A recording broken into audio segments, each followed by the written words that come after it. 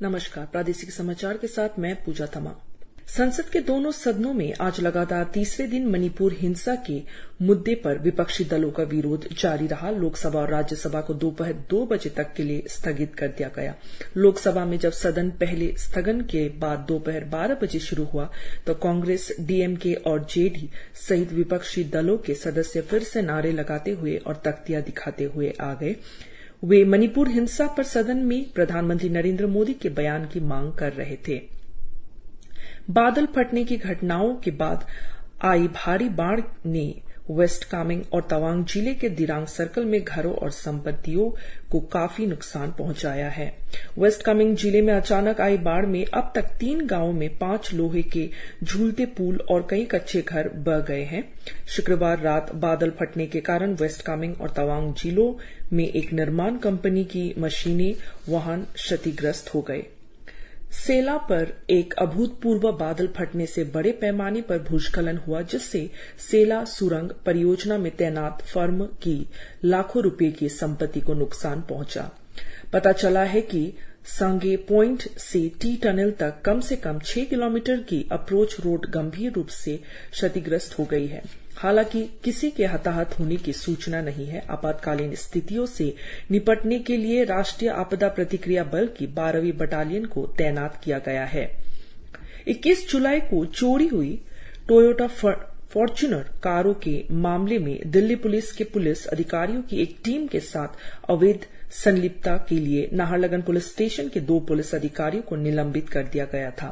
इसकी पुष्टि capital complex के एसपी रोहित राजबीर सिंह ने की है। एसपी ने बताया कि नाहरलगुन पुलिस स्टेशन के ओसी इंस्पेक्टर मीनली गेई और सब इंस्पेक्टर सुशांत झा उन लोगों से 7 लाख तक की रकम मांगने में शामिल थे जिनके पास चोरी की फॉर्च्यूनर कारें थी।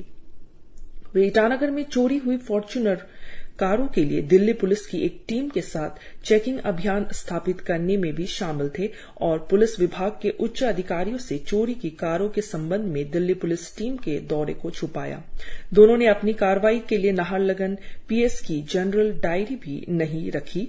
अब तक दिल्ली पुलिस ने दिल्ली के सेंट्रल जिला पुलिस के 3 अधिकारियों को भी निलंबित कर दिया है।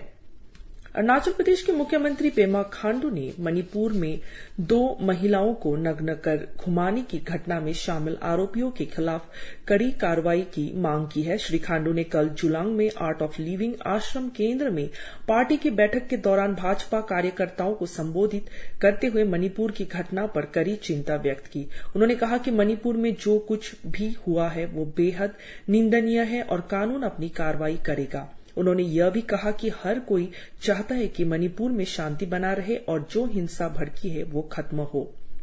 अरुणाचल पूर्व लोकसभा निर्वाचन क्षेत्र के अंतर्गत आने वाले जिलों की एक विशेष जिला स्तरीय समीक्षा समिति शनिवार को रोइंग लोअर दिबांग वैली में आयोजित की गई। यह बैठक पीएम स्वनिधि, पीएम जनधन योजना, पीएम मुद्रा, पीएमजेजेबीवाई जैसी सामाजिक सुरक्षा योजनाओं, अटल पेंशन योजना जैसे गरीबी उन्मूलन कार्यक्रमों की समीक्षा के लिए आयोजित की गई थी। सभी बैंकों के ऋण जमा अनुपात की भी समीक्षा की गई। बैंकों को ग्रामीण क्षेत्रों के ग्राहकों की बेहतर पारदर्शिता और आतिथ्य की दिशा में काम करने का भी निर्देश दिया गया। इसकी अध्यक्षता सांसद तापिर गांव ने दाम्बुक विधायक गुंग Tayeng, DC lower Dibang valley और कई क्षेत्रीय और राष्ट्रीय बैंकों के बैंक अधिकारियों, जिला प्रशासन के विभागीय अधिकारियों की उपस्थिति में की। मुख्यमंत्री पेमा खांडू ने कहा कि भाजपा एकमात्र पार्टी है जो राज्य के लोगों की आकांक्षाओं को पूरा करेगी और कहा कि केंद्र सभी मोर्चों पर उच्चतम स्तर पर भारत को बदलने के लिए बहुत मेहनत कर रहा है। रविवार को ईटानगर में राज्य भाजपा के 2 दिवसीय कार्यक्रम थीम अल्पकालीन विस्तार के समापन समारोह को संबोधित करते हुए सीएम ने पिछले 7 वर्षों में राज्य में पार्टी द्वारा शुरू की गई विभिन्न विकासात्मक गतिविधियों पर भी प्रकाश डाला। अरुणाचल प्रदेश के सियांग जिले के पापुम सर्कल के अंतर्गत गेते गांव में शनिवार को लगी भीषण आग में कुल 8 घर और एक अनाज भंडार जलकर राख हो गया। एक आधिकारिक बयान के अनुसार स्थानीय मोतियों और भूषणों, पशुधन सहित मूल्यवान वस्तुएं पूरी तरह से नष्ट हो गई। हालांकि किसी के हताहत होने की सूचना नहीं है।